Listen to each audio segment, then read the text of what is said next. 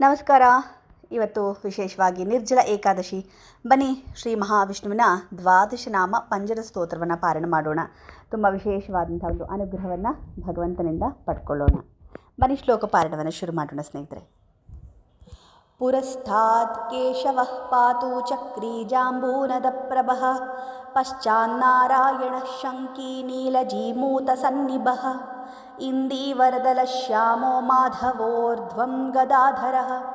ಗೋವಿಂದೋ ದಕ್ಷಿಣೇ ಪಾರ್ಶ್ವೇ ಧನ್ವಿ ಚಂದ್ರಪ್ರಭೋ ಮಹಾನ್ ಉತ್ತರೆ ಹಲದೃಗ್ವಿಷ್ಣುಃ ಪದ್ಮಕಿಂಜಲ್ಕಸನ್ನಿಭಃ ಆಗ್ನೇಯಾಂ ಅರವಿಂದಾಭೋ ಮುಸಲೀ ಮಧುಸೂದನಃ ತ್ರಿವಿಕ್ರಮಃ ಖಡ್ಗಪಾಣಿಃ ನೈಋತ್ಯಾಂ ಜ್ವಲನಪ್ರಭಃ ವಾಯುವ್ಯಾಂ ವಾಮನೋ ವಜ್ರೀ ತರುಣಾದಿತ್ಯದೀಪ್ತಿಮಾನ್ ಐಶಾನ್ಯಾಂ ಪುಂಡರೀಕಾಭಃ ಶ್ರೀಧರಸ್ಪಟ್ಟಸಾಯುಧಃ ವಿದ್ಯುತ್ಪ್ರಭೋ ಹೃಷೀಕೇಶೋ ಹ್ಯವಾಚ್ಯಾಂ ದಿಶಿ ಮುದ್ಗರಿ ಹೃತ್ಪದ್ಮೇ ಪದ್ಮನಾಭೋ ಮೇ ಸಹಸ್ರಾರ್ಕಾ ಸಮಪ್ರಭಃ ಸರ್ವಾಯುಧಃ ಸರ್ವಶಕ್ತಃ ಸರ್ವಜ್ಞಃ ಸರ್ವತೋಮುಖಃ ಇಂದ್ರಗೋಪಕಸಂಕಾಶಃ ಪಾಶಹಸ್ತೋಪರಾಜಿತಃ ಸ ಬಾಹ್ಯಾಭ್ಯಂತರಂ ದೇಹಂ ವ್ಯಾಪ್ಯ ದಾಮೋದರಸ್ಥಿತಃ ಏವಂ ಸರ್ವತ್ರ ನಿಚ್ಛಿದ್ರಂ ನಾಮದ್ವಾದಶಪಂಜರಂ ಪ್ರವಿಷ್ಟೋಹಂ ನ ಮೇ ಕಿಂಚಿದ್ ಭಯಮಸ್ತಿ ಕದಾಚನ ಭಯಂ ನಾಸ್ತಿ ಕದಾಚನ ಓಂ ನಮ ಇತಿ. ಪುರಸ್ಥಾತ್ ಕೇಶವಃ ಪಾತು ಚಕ್ರೀ ಜಾಂಬೂನದ ಪ್ರಭಃ ಪಶ್ಚಾನ್ನಾರಾಯಣ ಶಂಕೀ ನೀಲಜೀಮೂತ ಸನ್ನಿಭಃ ಇಂದೀವರದಲಶ್ಯಾಮೋ ಮಾಧವೋರ್ಧ್ವಂ ಗದಾಧರಃ ಗೋವಿಂದೋ ದಕ್ಷಿಣೇ ಪಾರ್ಶ್ವೇ ಧನ್ವಿ ಚಂದ್ರಪ್ರಭೋ ಮಹಾನ್ ಉತ್ತರೆ ಹಲದೃಗ್ವಿಷ್ಣುಃ ಪದ್ಮಕಿಂಜಲ್ಕಸನ್ನಿಭಃ ಆಗ್ನೇಯಾಂ ಅರವಿಂದಾಭೋ ಮುಸಲೀ ಮಧುಸೂದನಃ ತ್ರಿವಿಕ್ರಮಃ ಖಡ್ಗಪಾಣಿಃ ನೈಋತ್ಯಾಂ ಜ್ವಲನಪ್ರಭಃ ವಾಯುವ್ಯಾಂ ವಾಮನೋ ವಜ್ರೀ ತರುಣಾದಿತ್ಯದೀಪ್ತಿಮಾನ್ ಐಶಾನ್ಯಾಂ ಪುಂಡರೀಕಾಭಃ ಶ್ರೀಧರಸ್ಪಟ್ಟಸಾಯುಧಃ ವಿದ್ಯುತ್ಪ್ರಭೋ ಹೃಷೀಕೇಶೋ ಹ್ಯವಾಚ್ಯಾಂ ದಿಶಿ ಮುದ್ಗರಿ ಹೃತ್ಪದ್ಮೇ ಪದ್ಮನಾಭೋ ಮೇ ಸಹಸ್ರಾರ್ಕಾ ಸಮಪ್ರಭಃ ಸರ್ವಾಯುಧಃ ಸರ್ವಶಕ್ತಃ ಸರ್ವಜ್ಞಃ ಸರ್ವತೋಮುಖಃ ಇಂದ್ರಗೋಪಕಸಂಕಾಶಃ ಪಾಶಹಸ್ತೋಪರಾಜಿತಃ ಸ ಬಾಹ್ಯಾಭ್ಯಂತರಂ ದೇಹಂ ವ್ಯಾಪ್ಯ ದಾಮೋದರಸ್ಥಿತಃ ಏವಂ ಸರ್ವತ್ರ ನಿಚ್ಛಿದ್ರಂ ನಾಮದ್ವಾದಶಪಂಜರಂ ಪ್ರವಿಷ್ಟೋಹಂ ನ ಮೇ ಕಿಂಚಿದ್ ಭಯಮಸ್ತಿ ಕದಾಚನ ಭಯಂ ನಾಸ್ತಿ ಕದಾಚನ ಓಂ ನಮ ಇತಿ. ಪುರಸ್ಥಾತ್ ಕೇಶವಃ ಪಾತು ಚಕ್ರೀ ಜಾಂಬೂನದ ಪ್ರಭಃ ಪಶ್ಚಾನ್ನಾರಾಯಣ ಶಂಕೀ ನೀಲಜೀಮೂತ ಸನ್ನಿಭಃ ಇಂದೀವರದಲಶ್ಯಾಮೋ ಮಾಧವೋರ್ಧ್ವಂ ಗದಾಧರಃ ಗೋವಿಂದೋ ದಕ್ಷಿಣೇ ಪಾರ್ಶ್ವೇ ಧನ್ವಿ ಚಂದ್ರಪ್ರಭೋ ಮಹಾನ್ ಉತ್ತರೆ ಹಲದೃಗ್ವಿಷ್ಣುಃ ಪದ್ಮಕಿಂಜಲ್ಕಸನ್ನಿಭಃ ಆಗ್ನೇಯಾಂ ಅರವಿಂದಾಭೋ ಮುಸಲೀ ಮಧುಸೂದನಃ ತ್ರಿವಿಕ್ರಮಃ ಖಡ್ಗಪಾಣಿಃ ನೈಋತ್ಯಾಂ ಜ್ವಲನಪ್ರಭಃ ವಾಯುವ್ಯಾಂ ವಾಮನೋ ವಜ್ರೀ ತರುಣಾದಿತ್ಯದೀಪ್ತಿಮಾನ್ ಐಶಾನ್ಯಾಂ ಪುಂಡರೀಕಾಭಃ ಶ್ರೀಧರಸ್ಪಟ್ಟಸಾಯುಧಃ ವಿದ್ಯುತ್ಪ್ರಭೋ ಹೃಷೀಕೇಶೋ ಹ್ಯವಾಚ್ಯಾಂ ದಿಶಿ ಮುದ್ಗರಿ ಹೃತ್ಪದ್ಮೇ ಪದ್ಮನಾಭೋ ಮೇ ಸಹಸ್ರಾರ್ಕಾ ಸಮಪ್ರಭಃ ಸರ್ವಾಯುಧಃ ಸರ್ವಶಕ್ತಃ ಸರ್ವಜ್ಞಃ ಸರ್ವತೋಮುಖಃ ಇಂದ್ರಗೋಪಕಸಂಕಾಶಃ ಪಾಶಹಸ್ತೋಪರಾಜಿತಃ ಸ ಬಾಹ್ಯಾಭ್ಯಂತರಂ ದೇಹಂ ವ್ಯಾಪ್ಯ ದಾಮೋದರಸ್ಥಿತಃ ಏವಂ ಸರ್ವತ್ರ ನಿಚ್ಛಿದ್ರಂ ನಾಮದ್ವಾದಶಪಂಜರಂ ಪ್ರವಿಷ್ಟೋಹಂ ನ ಮೇ ಕಿಂಚಿದ್ ಭಯಮಸ್ತಿ ಕದಾಚನ ಭಯಂ ನಾಸ್ತಿ ಕದಾಚನ ಓಂ ನಮ ಇತಿ. ಪುರಸ್ಥಾತ್ ಕೇಶವಃ ಪಾತು ಚಕ್ರೀ ಜಾಂಬೂನದ ಪ್ರಭಃ ಪಶ್ಚಾನ್ನಾರಾಯಣ ಶಂಕೀ ನೀಲಜೀಮೂತ ಸನ್ನಿಭಃ ಇಂದೀವರದಲಶ್ಯಾಮೋ ಮಾಧವೋರ್ಧ್ವಂ ಗದಾಧರಃ ಗೋವಿಂದೋ ದಕ್ಷಿಣೇ ಪಾರ್ಶ್ವೇ ಧನ್ವಿ ಚಂದ್ರಪ್ರಭೋ ಮಹಾನ್ ಉತ್ತರೆ ಹಲದೃಗ್ವಿಷ್ಣುಃ ಪದ್ಮಕಿಂಜಲ್ಕಸನ್ನಿಭಃ ಆಗ್ನೇಯಾಂ ಅರವಿಂದಾಭೋ ಮುಸಲೀ ಮಧುಸೂದನಃ त्रिविक्रमः खड्गपाणिः नैऋत्यां ज्वलनप्रभः वायुव्यां वामनो वज्रीतरुणादित्यदीप्तिमान् ऐशान्यां पुण्डरीकाभः श्रीधरस्पट्टसायुधः विद्युत्प्रभो हृषीकेशो ह्यवाच्यां दिशि मुद्गरी हृत्पद्मे पद्मनाभो मे सहस्रार्कासमप्रभः सर्वायुधः सर्वशक्तः सर्वज्ञः सर्वतोमुखः इन्द्रगोपकसङ्काशः पाशहस्तोपराजितः स बाह्याभ्यन्तरं देहं व्याप्य दामोदरस्थितः एवं सर्वत्र निच्छिद्रं नाम द्वादशपञ्जरं प्रविष्टोऽहं न मे किञ्चिद्भयमस्ति कदाचन भयं नास्ति कदाचन ॐ नम इति। पुरस्तात् केशवः पातु चक्री जाम्बूनदप्रभः पश्चान्नारायणः शङ्की नीलजीमूतसन्निभः इन्दीवरदलश्यामो माधवोर्ध्वं गदाधरः गोविन्दो दक्षिणे पार्श्वे धन्वी चन्द्रप्रभो महान् उत्तरे हलदृग्विष्णुः पद्मकिञ्जल्कसन्निभः आग्नेय्याम् अरविन्दाभो मुसलीमधुसूदनः त्रिविक्रमः खड्गपाणिः नैऋत्यां ज्वलनप्रभः वायुव्यां वामनो वज्रीतरुणादित्यदीप्तिमान् ऐशान्यां पुण्डरीकाभः श्रीधरस्पट्टसायुधः विद्युत्प्रभो हृषीकेशो ह्यवाच्यां दिशि मुद्गरी हृत्पद्मे पद्मनाभो मे सहस्रार्कासमप्रभः सर्वायुधः सर्वशक्तः सर्वज्ञः सर्वतोमुखः इन्द्रगोपकसङ्काशः पाशहस्तोपराजितः स बाह्याभ्यन्तरं देहं व्याप्य दामोदरस्थितः एवं सर्वत्र निच्छिद्रं नाम द्वादशपञ्जरं प्रविष्टोऽहं न मे किञ्चिद्भयमस्ति कदाचन भयं नास्ति कदाचन ॐ नम इति। पुरस्तात् केशवः पातु चक्री जाम्बूनदप्रभः पश्चान्नारायणः शङ्की नीलजीमूतसन्निभः इन्दीवरदलश्यामो माधवोर्ध्वं गदाधरः गोविन्दो दक्षिणे पार्श्वे धन्वी चन्द्रप्रभो महान् उत्तरे हलदृग्विष्णुः पद्मकिञ्जल्कसन्निभः आग्नेय्याम् अरविन्दाभो मुसलीमधुसूदनः त्रिविक्रमः खड्गपाणिः नैऋत्यां ज्वलनप्रभः वायुव्यां वामनो वज्रीतरुणादित्यदीप्तिमान् ऐशान्यां पुण्डरीकाभः श्रीधरस्पट्टसायुधः विद्युत्प्रभो हृषीकेशो ह्यवाच्यां दिशि मुद्गरी हृत्पद्मे पद्मनाभो मे सहस्रार्कासमप्रभः सर्वायुधः सर्वशक्तः सर्वज्ञः सर्वतोमुखः इन्द्रगोपकसङ्काशः पाशहस्तोपराजितः स बाह्याभ्यन्तरं देहं व्याप्य दामोदरस्थितः एवं सर्वत्र निच्छिद्रं नाम द्वादशपञ्जरं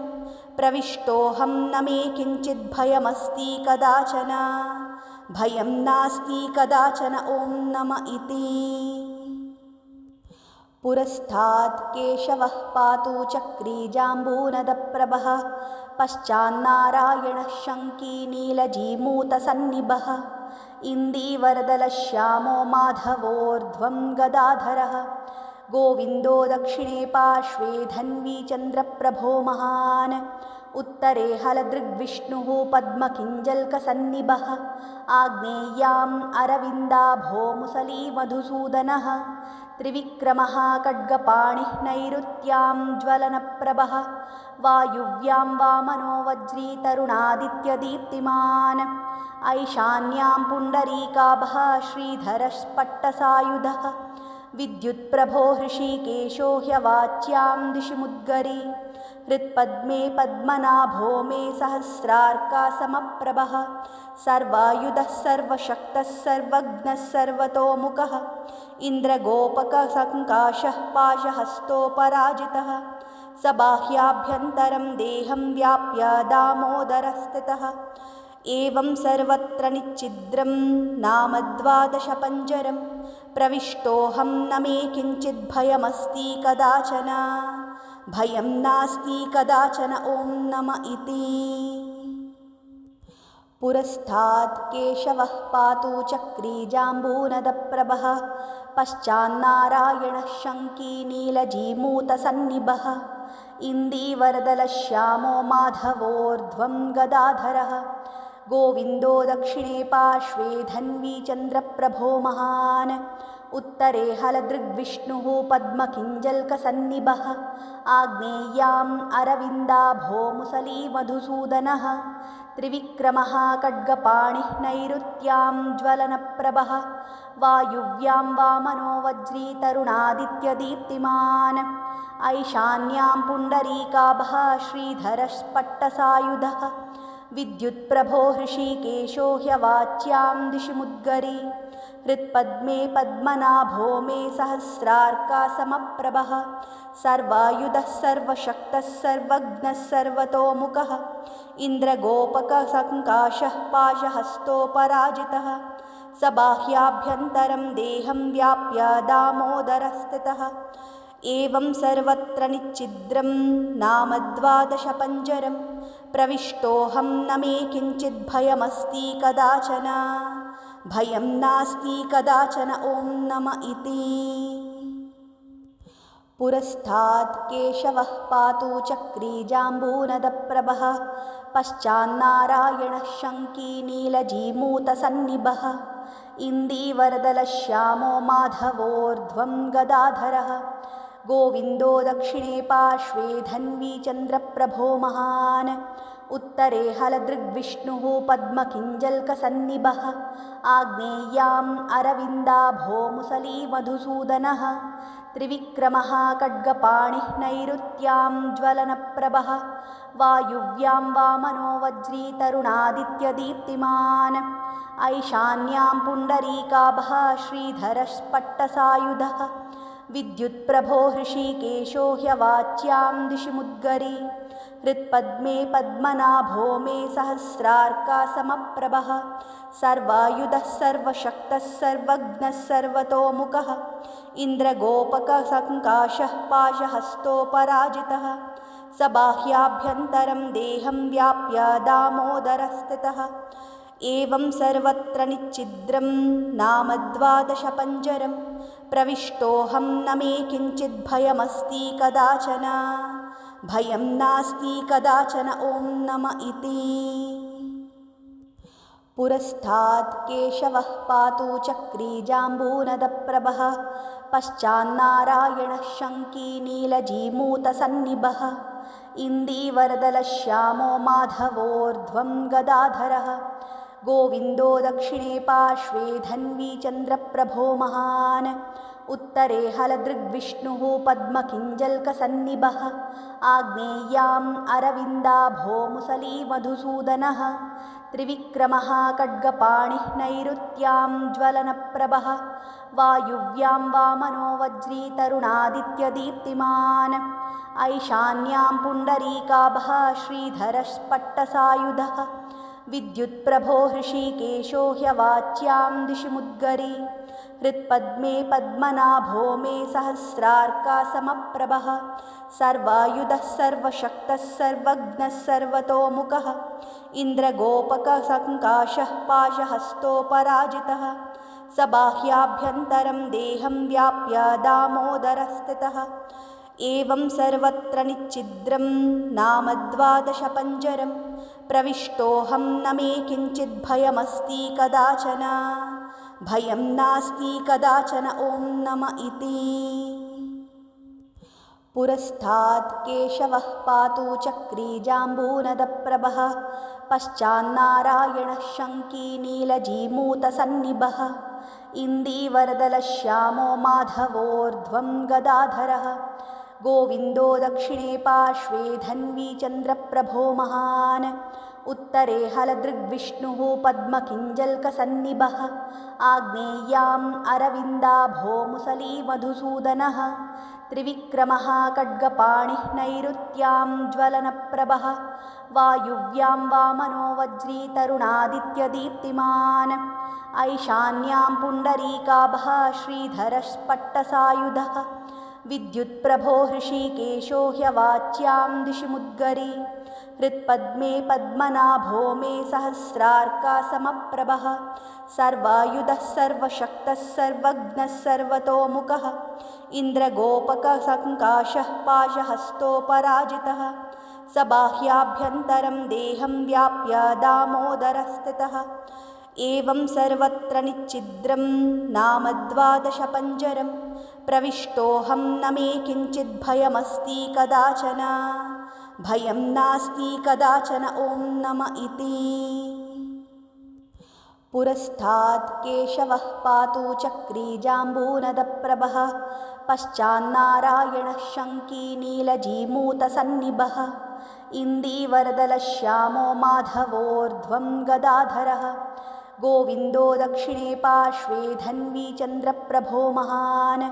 उत्तरे हलदृग्विष्णुः पद्मकिञ्जल्कसन्निभः आग्नेय्याम् अरविन्दाभो मुसली मधुसूदनः त्रिविक्रमः खड्गपाणिः नैऋत्यां ज्वलनप्रभः वायुव्यां वामनो वज्रीतरुणादित्यदीप्तिमान् ऐशान्यां पुण्डरीकाभः श्रीधरस्पट्टसायुधः विद्युत्प्रभो हृषीकेशो ह्यवाच्यां दिशि मुद्गरे हृत्पद्मे पद्मनाभो मे सहस्रार्कासमप्रभः सर्वायुधः सर्वशक्तः सर्वज्ञः सर्वतोमुखः इन्द्रगोपकसङ्काशः पाशहस्तोपराजितः स बाह्याभ्यन्तरं देहं व्याप्य दामोदरस्थितः एवं सर्वत्र निच्छिद्रं नाम द्वादशपञ्जरं प्रविष्टोऽहं न मे किञ्चिद्भयमस्ति कदाचन भयं नास्ति कदाचन ॐ नम इति। पुरस्तात् केशवः पातु चक्री जाम्बूनदप्रभः पश्चान्नारायणः शङ्की नीलजीमूतसन्निभः इन्दीवरदलश्यामो माधवोर्ध्वं गदाधरः गोविन्दो दक्षिणे पार्श्वे धन्वी चन्द्रप्रभो महान् उत्तरे हलदृग्विष्णुः पद्मकिञ्जल्कसन्निभः आग्नेय्याम् अरविन्दाभो मुसली मधुसूदनः त्रिविक्रमः खड्गपाणिः नैऋत्यां ज्वलनप्रभः वायुव्यां वामनो वज्रीतरुणादित्यदीप्तिमान् ऐशान्यां पुण्डरीकाभः श्रीधरस्पट्टसायुधः विद्युत्प्रभो हृषीकेशो ह्यवाच्यां दिशि मुद्गरे हृत्पद्मे पद्मनाभो मे सहस्रार्कासमप्रभः सर्वायुधः सर्वशक्तः सर्वज्ञः सर्वतोमुखः इन्द्रगोपकसङ्काशः पाशहस्तोपराजितः स बाह्याभ्यन्तरं देहं व्याप्य दामोदरस्थितः एवं सर्वत्र निच्छिद्रं नाम द्वादशपञ्जरं प्रविष्टोऽहं न मे किञ्चिद्भयमस्ति कदाचन भयं नास्ति कदाचन ॐ नम इति। पुरस्तात् केशवः पातु चक्री जाम्बूनदप्रभः पश्चान्नारायणः शङ्की नीलजीमूतसन्निभः इन्दीवरदलश्यामो माधवोर्ध्वं गदाधरः गोविन्दो दक्षिणे पार्श्वे धन्वी चन्द्रप्रभो महान् उत्तरे हलदृग्विष्णुः पद्मकिञ्जल्कसन्निभः आग्नेय्याम् अरविन्दाभो मुसली मधुसूदनः त्रिविक्रमः खड्गपाणिः नैऋत्यां ज्वलनप्रभः वायुव्यां वामनो वज्रीतरुणादित्यदीप्तिमान् ऐशान्यां पुण्डरीकाभः श्रीधरस्पट्टसायुधः विद्युत्प्रभो हृषीकेशो ह्यवाच्यां दिशि मुद्गरे हृत्पद्मे पद्मनाभो मे सहस्रार्कासमप्रभः सर्वायुधः सर्वशक्तः सर्वज्ञः सर्वतोमुखः इन्द्रगोपकसङ्काशः पाशहस्तोपराजितः स बाह्याभ्यन्तरं देहं व्याप्य दामोदरस्थितः एवं सर्वत्र निच्छिद्रं नाम द्वादशपञ्जरं प्रविष्टोऽहं न मे किञ्चिद्भयमस्ति कदाचन भयं नास्ति कदाचन ॐ नम इति। पुरस्तात् केशवः पातु चक्री जाम्बूनदप्रभः पश्चान्नारायणः शङ्की नीलजीमूतसन्निभः इन्दीवरदलश्यामो माधवोर्ध्वं गदाधरः गोविन्दो दक्षिणे पार्श्वे धन्वी चन्द्रप्रभो महान् उत्तरे हलदृग्विष्णुः पद्मकिञ्जल्कसन्निभः आग्नेय्याम् अरविन्दाभो मुसली मधुसूदनः त्रिविक्रमः खड्गपाणिः नैऋत्यां ज्वलनप्रभः वायुव्यां वामनो वज्री तरुणादित्यदीप्तिमान् ऐशान्यां पुण्डरीकाभः श्रीधरस्पट्टसायुधः विद्युत्प्रभो हृषीकेशो ह्यवाच्यां दिशि मुद्गरी हृत्पद्मे पद्मनाभो मे सहस्रार्कासमप्रभः सर्वायुधः सर्वशक्तः सर्वज्ञः सर्वतोमुखः इन्द्रगोपकसङ्काशः पाशहस्तोपराजितः